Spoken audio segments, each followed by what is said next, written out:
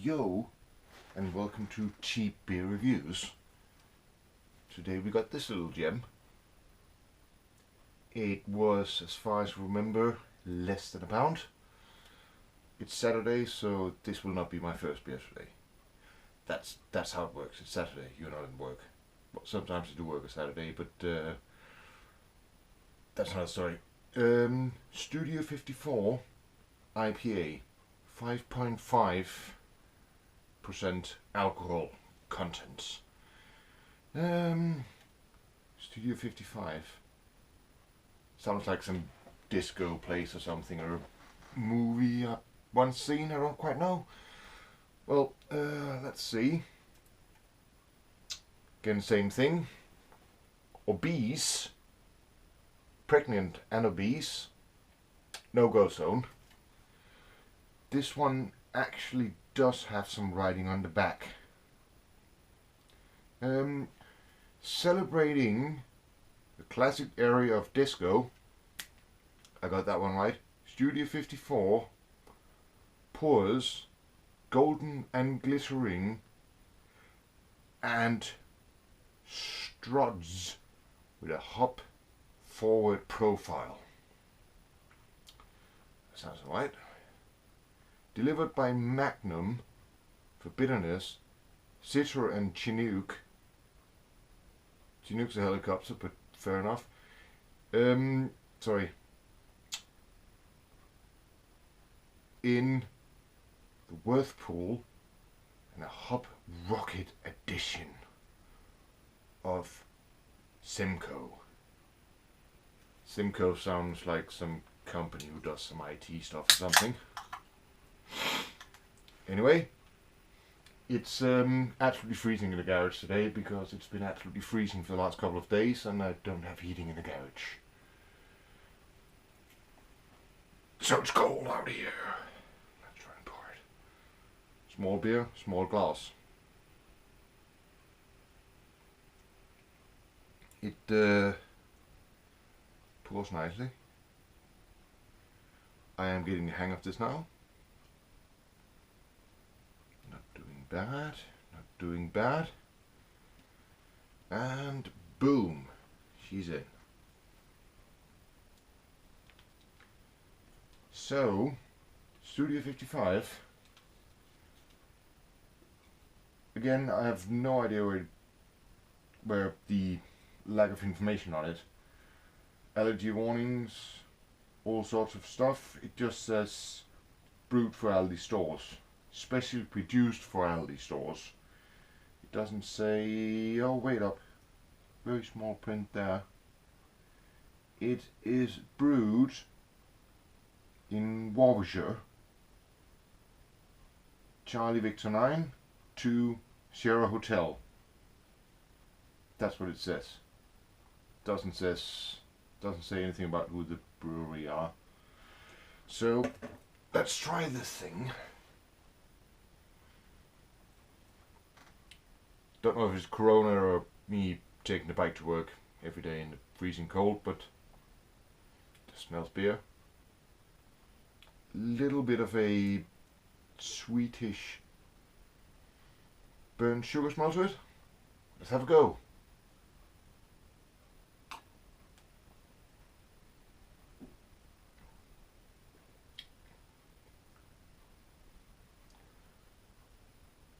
This is not bad. This is definitely not bad at all. It's mildly carbonated. As you might know from other videos, my levels of carbonation in beer is quite low. But this one got a nice level of it. The IPA smell definitely does come through, but it's not strong or overwhelming in any way. It's there, so you know it's an IPA, but it's not there to confirm that I'm definitely an IPA, like the annoying kid in the playground who will every day remind you that his parents are rich, because the IPA taste is just as it should be, but not rich.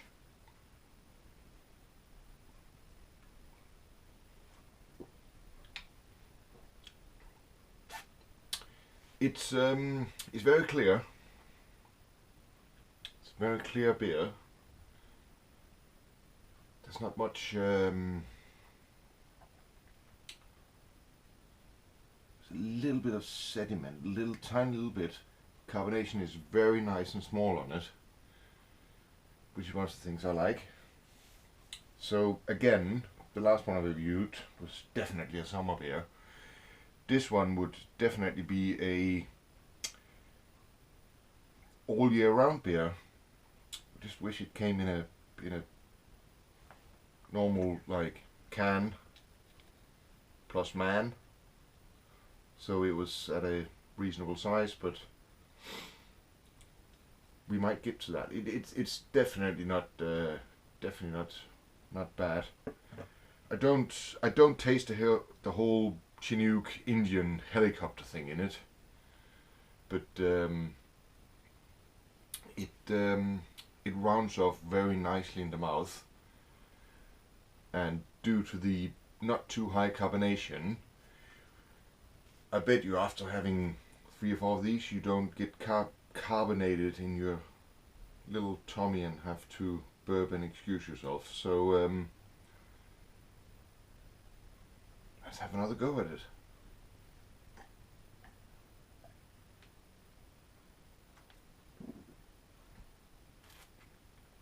What I can say, it does have a little bit of like some German beers have from from down in the southern regions. It has that little bit of sweetish, not sweetish as in the sweets, but sweet like taste to it, where you can taste smell the sugar and a little bit of caramelized burnt sugar taste to it. It's really often I find a lot of things to say what's wrong with them, but in this particular beer, I really can't find anything that I can see that's not right or not wrong. It's just generally a good beer. It's even the tin, even the empty carcass that I've expelled is quite cool. Like it looks design wise, which I don't worry about at all. This could have come in a pure aluminum can. I would probably still have drunk it. Does come out quite on top. Studio 55 IPA, yes. This is something that you would probably go into one of the fancy places in London where you got all the right people with the right opinions talking about the right things, and you would pay 8, 10, maybe 12 quid for a pint of it, because it has all the flavors and all the sophistication, so to say, that you would have in something really expensive, even though it isn't really expensive. And that is one of my things by the whole cheap beer review I'm doing, that you don't have to pay a limb or a liver. Well, in the end you will have to pay a liver for drinking too much beer, but having to pay a limb or sell one of your children or something to get a premium craft beer by somebody you never heard of in a place of London where they have their own little microbrewery. Not like, God bless them, or God's bless them, or however single or many gods they believe in, but bless them, because they are trying their best, and many of them are making really good beers. But it's my whole thing about that. I work in London. No, I don't go. I went to pubs in London when we were still allowed, before the whole Corona Monster came out at night, and now he just comes out all the time. But I've been through quite a few of them microbreweries and stuff, and they really have the really how can you put it? They have a real passion for what they do, and I admire that so much. But it's because it's London, the prices are just, they can, without anybody asking a question about it, they can ask you, oh, what beer do you want? I would like that one. Is that one of your locals, or is that a microbrewery, or is that one of your owns? And oh yeah, that's one of our own beers. How much is it? Oh, that'll be £8. And you'll be like, well, the man or the people behind it has really done their job. They have really researched. They've challenged themselves, and they've really done a lot to make this beer the best beer in Camden, or wherever it is. And you really don't question them paying £8 for a beer. Not being savage or anything, but that would be 2 pints of neg oil down my local. Neg oil did start as one of them companies, grew big, and then they could drop their prices. But I do know, I do brew mead and stuff, so I do know that the prices involved in making small batches are a lot larger than making a big batch. But that's stop all that. We're on about this beer, this Studio 54. I would say, if you ever go to Aldi, you got £2 or £3 in your pocket, buy 2 or 3 of them, because it is a lovely beer. It really is. It's got a good rounded taste to it. It's not all too intrusive if people are a bit scared of intrusive beers. It's light. It's got a good flavor to it. It's not too carbonated, and it's give me a sec. Let's have another one here.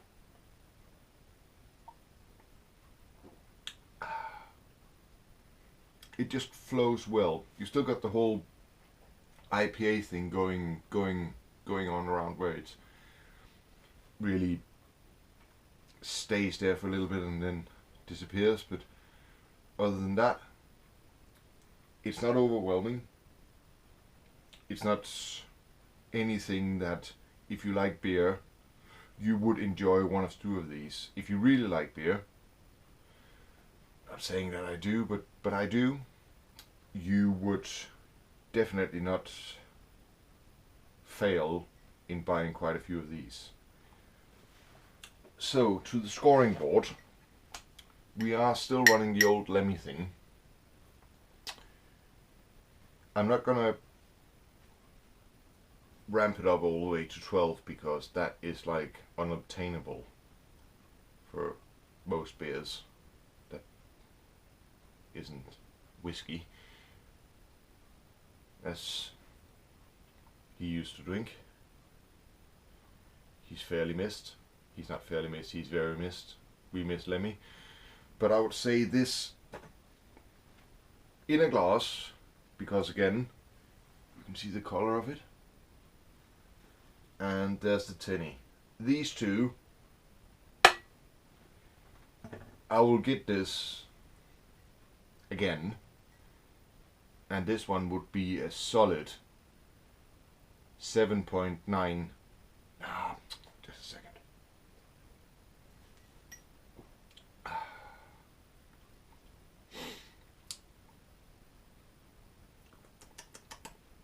Seven 7.15. This is a 7.15 all day long. Maybe in the summer, as I said earlier, when we allow people around to do the whole socializing thing with other people, instead of just going work, wearing a mask, not talking to anybody, coming home, not wearing a mask because you're at home, and just zombieing around at home, as we're doing at the moment, this thing